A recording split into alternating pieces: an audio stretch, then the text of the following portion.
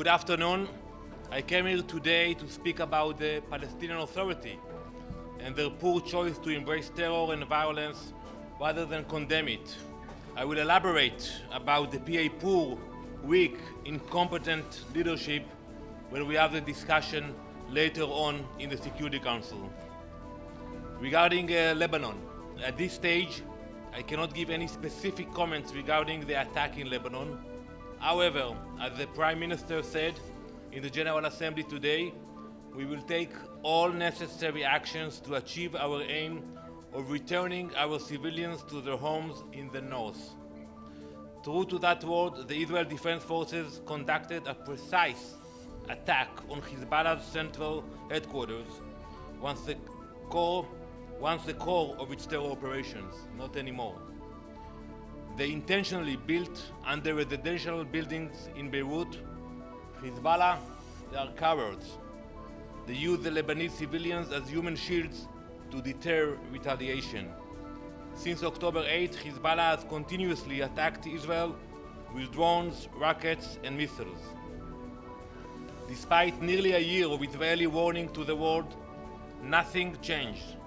Now, as any sovereign nation would, Israel is taking necessary steps to protect its people and ensure that Israeli families can live in peace and security, free from the shadow of terror. Israel will continue to act decisively. We will not sit and wait for death to knock at our doors. What happened on October 7 will never happen again. No, we will rise, we will strike, and we will hunt down those who plot against us. We have sent a clear message to every terrorist leader and every organization bent on our destruction. Israel will not wait for terror to come to our doorstep. We will come to them first, and we will eliminate them. Thank you. Ambassador, it's Pamela Falk from U.S. News and World Report. Can you tell us anything about the proposal for a 21-day ceasefire? The Prime Minister did not mention it. Is it still on the table? And is there anything about the Lebanon bombing that you can tell us? Who was in the building? Thank you. First, we appreciate the efforts of those who are trying diplomacy. As we said earlier, if we can achieve the goals of the war through diplomacy, we prefer that. And the goals are to allow the citizens of Israel, 70,000 refugees, to move back to their homes and to push Hezbollah from the southern Lebanon area according to Resolution 1701. If there will be a similar agreement or proposal, we will accept it. And your second question, Pamela? Fill us in on any details of what who might have been in the building. At this stage, I can say only that. It was a meeting of bad people. Bad people coming together, plotting another attacks against Israel. So we made sure they will not be able to do it anymore. Ambassador, Margaret from Voice of America, you've been saying the last couple of days that you have evidence that Hezbollah was planning an October 7 style attack against Israel. Could you elaborate on that, because you've given us no details? Thank you. Well, I cannot give you all the details, but I would say that, we know that the Radwan forces of Hezbollah were plotting and practicing to have similar attacks, entering northern communities in Israel, kidnapping Israelis, and it's very similar. And actually, I think they were caught by surprise also by the attack of Hamas, because they were talking about it, they were practicing it, and we have evidence for that. But Hamas, unfortunately, caught us by surprise, but we have that information of their ideas to commit similar crimes that will involve kidnapping Israelis from Israel into Lebanon. Ambassador, this is Gabriel Elizondo from Al Jazeera English over here, Ambassador. Thank you. Gabriel Elizondo from Al Jazeera English. Yeah. Thank you for the question. Thank you for the, were you targeting Hassan Nasrallah?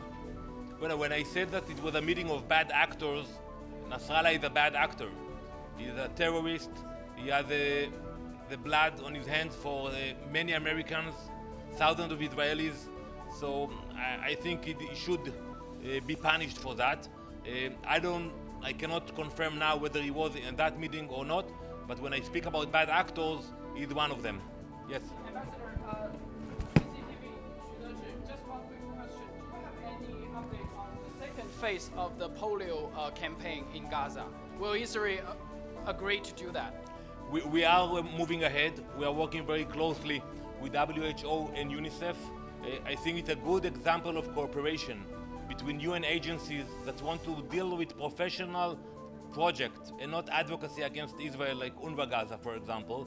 We will continue to work and collaborate between COGAT and those NGOs in order to complete this project.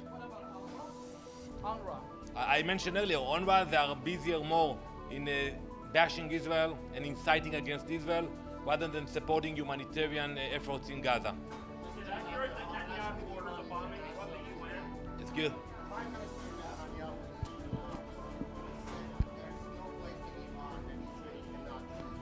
The Biden administration has been saying for months that they don't want this to escalate into other parts of the region. The question is Israel comfortable hitting anywhere in Iran without getting help from the United States? No, so I think the Prime Minister said it differently. He said, if we will be attacked, we will strike back. That's the equation he put very directly. We have no intention to start an attack, but if somebody will attack us, we have the capabilities, we have the technology to attack back, and we have proved it in the past. We'll take maybe one last question, because I know the Minister... Yes, please. From the UN? Ambassador Stefano Baccara, Ital Press, La Voce di New York. Ambassador, are you at war with Lebanon? Are you going to declare war to this country? You are bombing its capital. Usually, I mean, when a country bombs the capital of another country, is at war. So let's start with the facts. October 8th, while we were still counting the bodies and we were fighting Hamas terrorists in the south and collecting the leftover of entire families, Hezbollah, which is part of the Lebanese government, which is in control of southern Lebanon, started to launch rockets and missiles against Israel. Unprovoked attack. They are the one who started, and they are yes, it was unprovoked attack on October 8th. We had no conflict with Lebanon. Hezbollah decided to show solidarity with Hamas, and Nasrallah said it himself, and since then, almost a year now, they are sending rockets, drones against Israel. So we retaliate. So I think that question should be asked. I don't know if you can ask anything in Lebanon today, but I call to the Lebanese people to speak up and to pressure Hezbollah and not allow Hezbollah to drag Lebanon to another war against Israel. Thank you very much.